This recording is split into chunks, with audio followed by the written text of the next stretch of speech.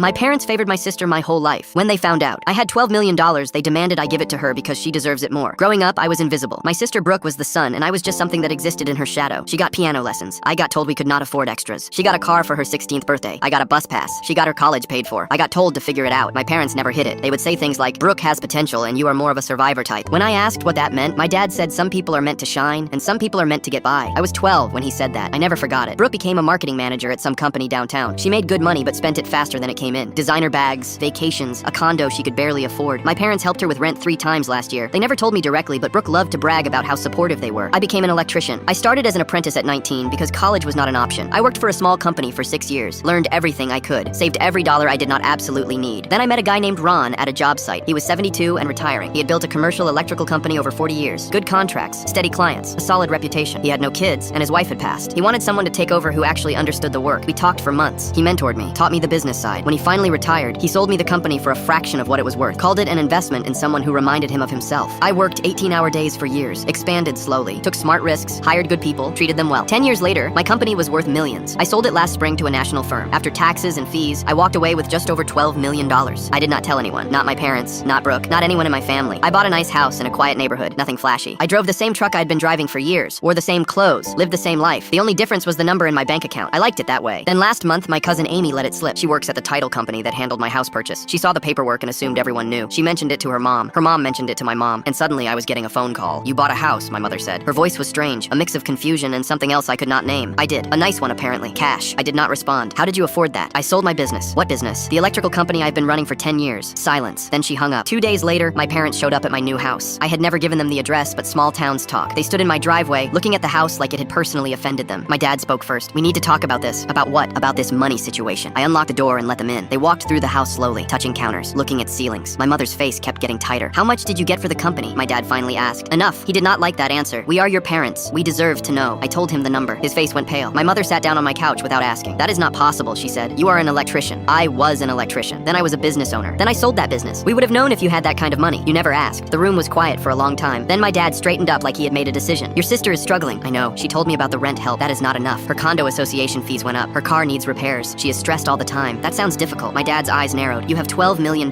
You could help her. I could. You should. She is family. I looked at both of them. Where was this energy when I needed help with trade school? My dad stepped toward me. If you don't help your sister, you're no longer part of this family. I walked to the front door and opened it. Then I guess I'm no longer part of this family. They stared at me. I've been on my own since I was 18. You just didn't notice because I never asked for anything. I held the door wider. Leaving now won't change my life at all. My mother started crying. My dad grabbed her arm and pulled her toward the door. You'll regret this, he said. I already regret the years I spent hoping you'd see me the way you see her. I met his eyes. That's enough regret for one lifetime. They left. I closed the door.